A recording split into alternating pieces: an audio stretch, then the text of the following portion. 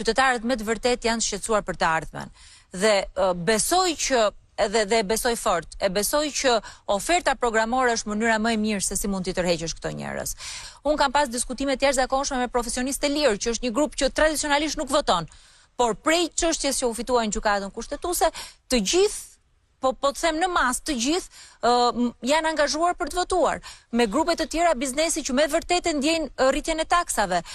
Po qoftë edhe pensionistët, është thyer ajo tabuja që tradicionalisht pensionistët votojnë të majtën, sepse sot në fund ditës mbas 12 vitesh njerëzit janë duke bërë dhe llogaritë thjeshta.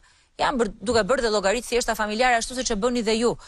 Ja vlen vota mendimi 4 sekonda, më tha njëri sot, për 4 vitet e ardhshme, dhe të mendosh mirë se çfarë heq çdo ditë të atyre 4 viteve të ardhshme, dhe nuk besoj që ka shqiptar që vendos që mund të votoj po të njëjtë.